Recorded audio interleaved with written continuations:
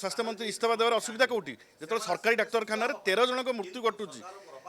पुणी अपारगतारू एमाने घंट घोड़ाऊँ सुपरिटेडेट को जहाँ को 60 जन को डिआई 60 जन को डिआई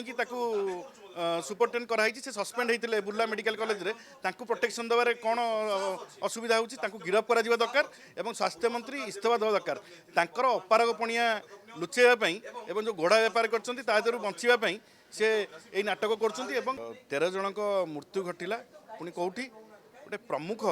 मेडिकल कॉलेज ओडिशार 1 number medical college SCB medical college रे 13 जनकर रोगी जो मैंने आईसीयू रे थिले तांकर मृत्यु घटिला याठू बड़ हतचकित कला भाया घटना ओडिशा रे घटी नहीं जितेबाला 2017 मसीह सम हस्पिटाल निया लगी से बीजेपी विधायक मैंने एवं तांकर तुंग नेता मैंने सब डिमांड कले जे स्वास्थ्य मंत्री इस्तीफा दिंतु एवं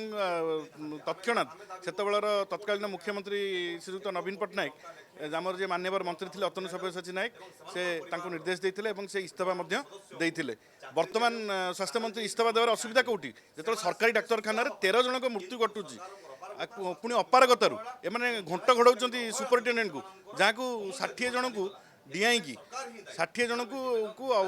डिआई सुपरिटेडेट कराई से सस्पेंड होते बुर्ला मेडिकल कॉलेज रे तांकु प्रोटेक्शन देवारे कौन असुविधा होची तांकु गिरफ करा जिबा दरकार एवं स्वास्थ्य मंत्री इस्तीफा देवा दरकार तांकर अपारगपणिया लुचेवाई एवं जो घोड़ा बेपार करछंती ता देरु बंचिबा से यही नाटक करछंती एवं एठी कहि रखिबा चाहे जे दीर्घ दिन है 5-6 दिन है विरोधी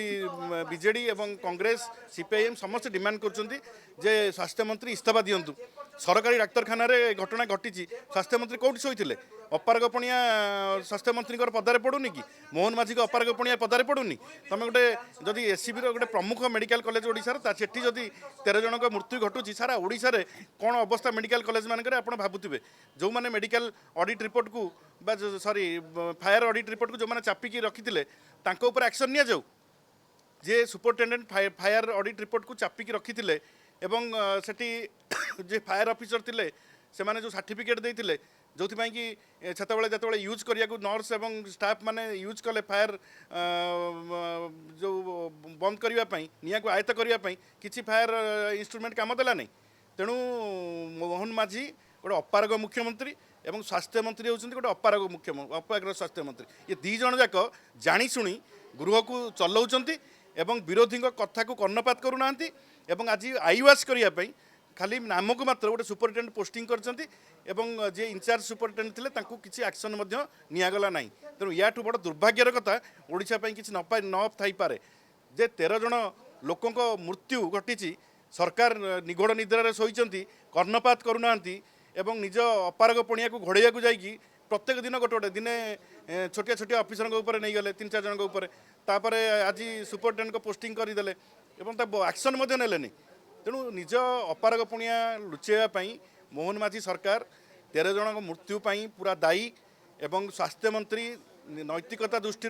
तुरंत इस्तीफा दिंतु स्वास्थ्य मंत्री केते थर जाई चेकिंग करछन्ती जो मेडिकल कॉलेज गुड़ाक स्वास्थ्य मंत्री होती एससीबी केते थर जाई बुलिकी देखिछन्ती मेडिकल कॉलेज रे कौन होउची कौन नाही रोगी सुविधा मिलूची कि नहीं तेणु तुरंत स्वास्थ्य मंत्री इस्तीफा दिंतु जपर्यंत इस्तीफा न देइछन्ती ये आंदोलन आम जो करुचु एवं गृह भितर बाहर चारिआडे आंदोलन निया लागिबो एवं जो पर्यंत स्वास्थ्य मंत्री इस्तीफा देना गृह को चलै दिया जीवनी।